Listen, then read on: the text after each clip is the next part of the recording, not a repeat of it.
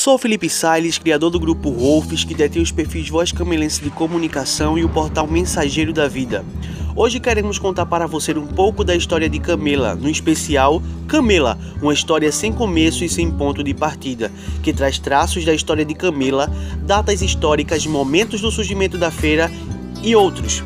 Acesse nosso site www.vozcamelense.com. Lá você tem acesso à história de Camela, o portal Mensageiro da Vida e o calendário Voz Camelense, dentre outras coisas. Muito contam em rodas de amigos e a familiares que Camela ganhou esse nome por causa de um casal de camelo que pertencia a Major Ageu, que residia na atual rua Major Ageu, e que Major Ageu seria o fundador de Camela. Porém, não se há relatos sobre quem foi Major Ageu, e a nossa região não é propícia para a criação de camelos. Então, essa história é apenas conto popular, pela falta de uma verdadeira história. Mas o primeiro nome que aparece na história de Camela é Gaspar Dias de Ataíde, que viveu em Olinda em 1580.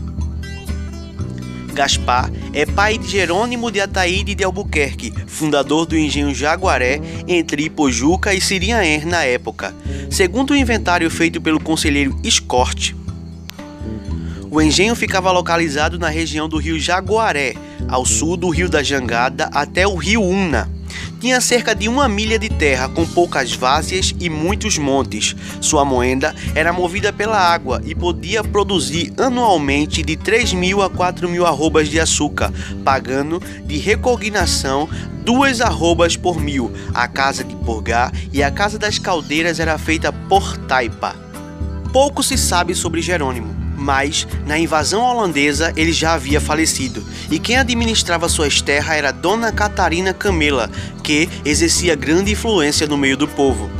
No êxodo dos senhores dos engenhos de Pernambuco por causa da invasão dos holandeses, Dona Catarina fugiu com seu filho e sua sobrinha. Também foram com ela Dona Catarina, viúva de Pedro de Albuquerque, Dona Catarina Barreto, viúva de Dom Luís de Souza, Dona Madalena, viúva de Felipe de Albuquerque e mais cerca de 8.000 pessoas que deixaram para trás suas propriedades expostas à cobiça e estrago dos holandeses. Não se sabe o que aconteceu entre esse intervalo da história. Eles fugiram mesmo, porém, registros dizem que as terras aparecem mais tarde em nome de Antônio de Ataíde Albuquerque, filho de Jerônimo de Ataíde de Albuquerque e de Dona Catarina Camela. Antônio serviu com muita honra nas guerras da capitania de Pernambuco. Foi soldado, alferes, seguindo o exemplo dos familiares dos senhores de engenhos confiscado pela Companhia das Índias Ocidentais. Ele, havendo seguido a carreira militar, regressou a Pernambuco como oficial do Exército Restaurador e participou da defesa de Siriaén nas 4 guerras navais e nas 2 do Monte Guararapes, onde foi ferido, e pelo serviço prestado, o rei Dom João IV lhe doou propriedades do ofício de juiz de órfão da Vila Formosa de Siriaén por provisão de 28/5/1656, folha 139 do primeiro livro da Secretaria do Governo. Você deve estar se perguntando: Felipe, e onde surgiu a feira? A igreja? Como deram início ao nome? Será que existiu relatos dos engenhos? Já fomos influentes no desenvolvimento municipal? Quem somos? Vamos lá. O engenho Jaguaré ficou conhecido como engenho de Dona Camela por causa da sua significativa influência no meio social. Logo depois, ficou conhecido como Camela e atualmente é conhecido como engenho Jaguaré, lá em Siriaén, o engenho que exerceu total influência na fundação de Camela. Acho que você já entendeu. O nome Camela é esse por causa da então dona do engenho Jaguaré, que se chamava Dona Catarina Camela. Camela ficou conhecido com essa nomenclatura Camela há apenas 80 anos. O ponto de estopim do surgimento da Vila Santo Antônio de Camela foi com o surgimento da Feira Livre de Camela em 5 de outubro de 1884, entre os engenhos de Ipojuca e Siriaén. A feira era inicialmente agrícola e tinha fortes influências dos engenhos ao seu redor, principalmente o engenho Jaguaré. Nossa feira completa esse ano 134 anos de existência e resistência, sendo a feira mais antiga da região sul de Pernambuco, sendo ela nosso maior patrimônio, porém nunca foi valorizada pelo poder público. A Feira Livre de Camela é o que mede o grau de situação do comércio local. Infelizmente, nosso patrimônio tem sofrido grandes batalhas de sobrevivência, sem a manutenção adequada e sem o interesse do poder público. Em 20 de abril de 1914, pela Lei Municipal número 5, foi criado o Distrito de Santo Antônio de Camela, que até então era vila, sendo anexado ao município de Pojuca. A vila já tinha a Igreja de Santo Antônio, que é datada de 1907. Não se tem documentos que provem, mas, segundo contam os mais antigos moradores, esse seria o ano de uma ampliação. Essa ampliação faz tornar real a história da imagem de Santo Antônio, achada na Cachoeira de São Pedro. Reza a lenda que moradores do lugar encontraram a imagem de Santo Antônio na Cachoeira do Engenho São Pedro. A imagem mede aproximadamente 40 centímetros, evidenciando o menino Jesus nos braços de Santo Antônio, que atualmente é guardada como relíquia. Dona Catarina, dona do Engenho Jaguaré, ainda hoje existente, mandou construir um nicho para guardar sua imagem. Sempre ao amanhecer, Dona Catarina fazia suas orações ao santo. Por diversas vezes a imagem não mais estava no nicho. Saíam para procurar e encontravam de volta na cachoeira, onde foi encontrada por diversos moradores.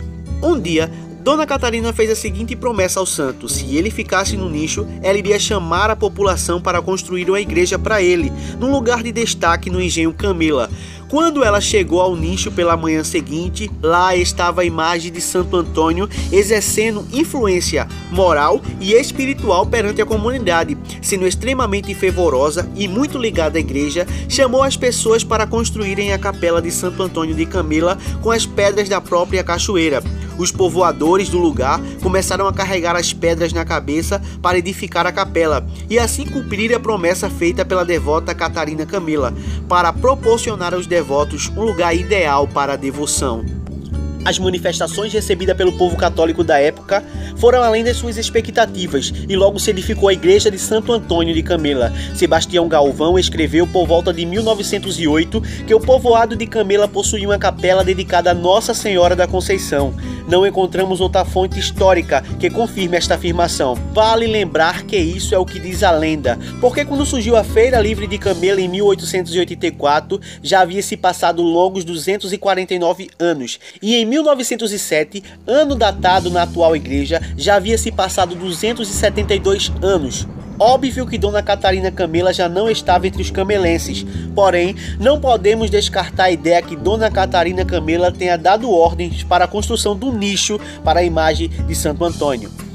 Também vale lembrar que o Engenho Camelinha, ao qual conhecemos hoje, que fica a cerca de 1 km de distância de Camela, não exerceu influência nenhuma na pré-história de Camela atual. Entre relatos, seria apenas o engenho que recebeu influência da Vila Camela. Ganhamos a nomenclatura atual Camela pelo Decreto-Lei Estadual número 235, de 9 de dezembro de 1938, perdendo o nome Distrito de Santo Antônio de Camela para Distrito de Camela. A usina de aguardente Castelo atingiu seu ponto de maior produtividade entre as décadas de 1960 e 1980, gerando cerca de 500 trabalhos diretos, trazendo um leve alívio econômico para o então distrito de Camela.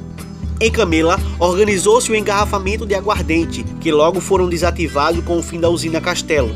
Com a desativação da usina e a ausência dos trabalhadores, o comércio de Camela sofreu violenta queda e a sua área de influência, que abrangia até o distrito de Nossa Senhora do Ó, começou a se restringir. A feira também sofreu com o fim da usina. Havia uma estrada que ligava Camela a Siriaém e era usada como alternativa à PS-60. Essa estrada também foi desativada e o tráfego de caminhões e automóveis se encerrou. Camela sofreu muitas perdas em sua história. Uma delas foi a estrada que ligava Siriaém. Parece besteira, mas as pessoas da época achavam mais viável viajar por ela do que pela PS-60. Outra estrada que nos foi tirada foi a PE 051, que liga Serrambi e Camela à BR-101 no município de Escada.